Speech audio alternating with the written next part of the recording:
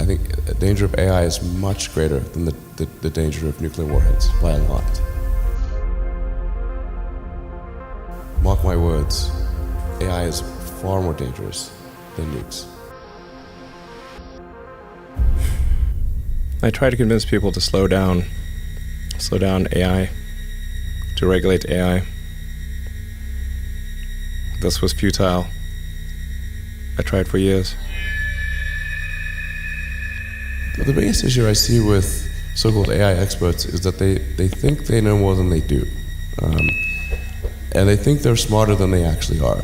This tends to plague smart people. They define themselves by their intelligence, and they don't like the idea that a machine could be way smarter than them, so they discount the idea, which is fundamentally flawed. That's the wishful thinking situation. I'm really I'm very close to the cutting edge in AI, and it scares the hell out of me. It's capable of vastly more than almost anyone knows, and the rate of improvement is exponential. It feels like we are the biological bootloader for AI, effectively. We are building it. And then we're building progressively greater intelligence. And the percentage of intelligence that is not human is increasing. And eventually, we will represent a very small percentage of intelligence.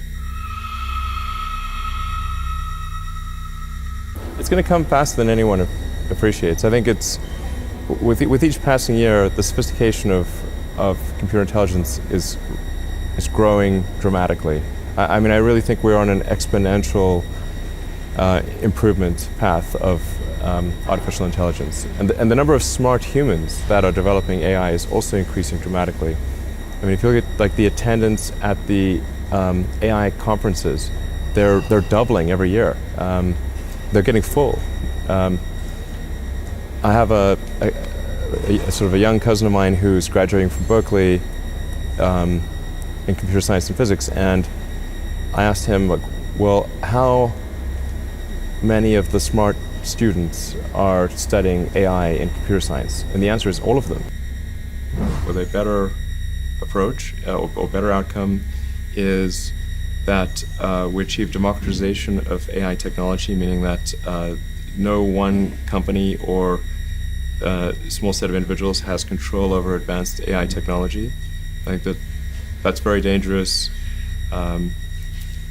It could also get stolen by somebody bad, like some evil dictator of a country could send their intelligence agency to go steal it and gain control. It just becomes a very unstable situation, I think, if you've got any incredibly powerful AI.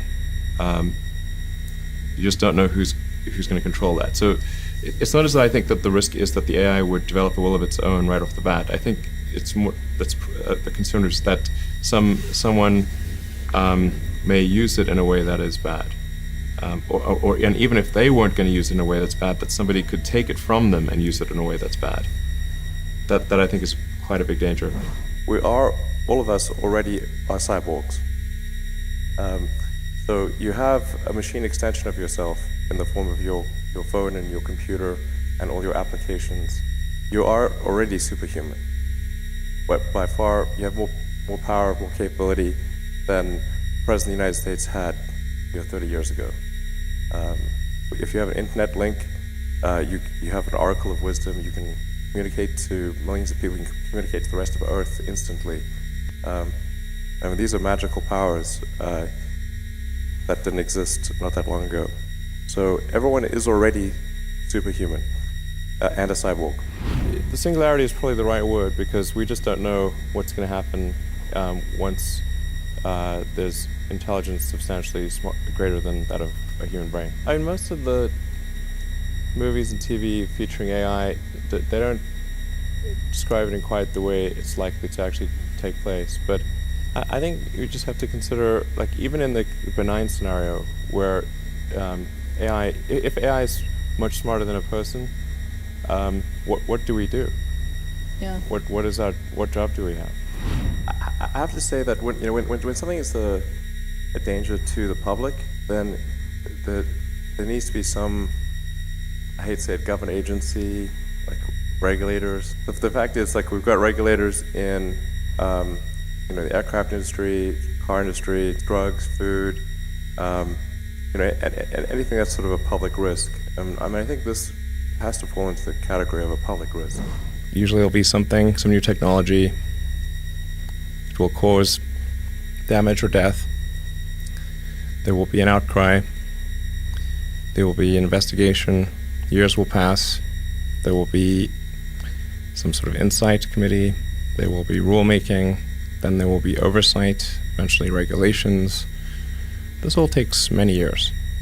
This is the normal course of things. If you look at, say, automotive regulations, how long did it take for seatbelts to be implemented, to be required? The auto industry fought seatbelts, I think, for more than a decade.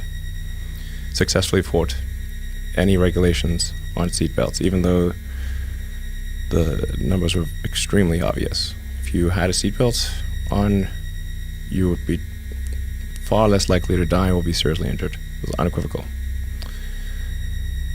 And the industry fought this for years, successfully. Eventually, after many, many people died, regulators insisted on seatbelts. This time frame is not relevant to AI. You can't take 10 years from the point at which it's dangerous. It's too late.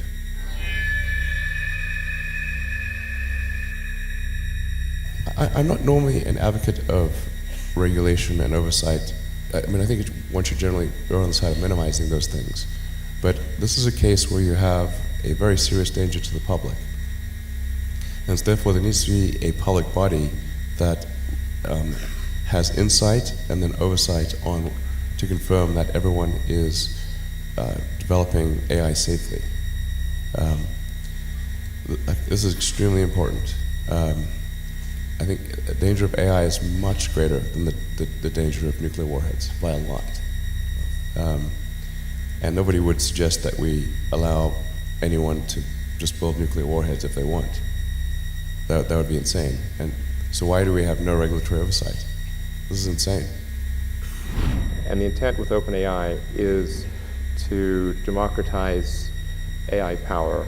There's a quote that I love from Lord Acton. He was the guy that came up with power corrupts and absolute power corrupts absolutely, which is that freedom consists of the distribution of power and despotism in its concentration. And so I think it's important, if we have this incredible power of AI, that it not be concentrated in the hands of a few and potentially lead to a world that we don't want. I think there's a tremendous amount of investment going on in AI. Where there's a lack of investment is in AI safety, and there should be, in my view, a government agency that oversees anything related to AI to confirm that it does not represent a public safety risk. Just as there is a regulatory authority for, there's like the Food and Drug Administration, there's NHTSA for automotive safety, there's the FAA for aircraft safety. We're generally come to the conclusion that it is important to have a government referee or a referee that is serving the public interest in ensuring that things are safe when there's a potential danger to the public. I would argue that AI is unequivocally something that has potential to be dangerous to the public, and therefore should have a regulatory agency, just as other things that are dangerous to the public have a regulatory agency.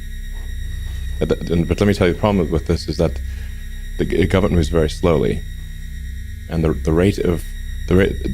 usually the way a regulatory agency comes into being is that something terrible happens.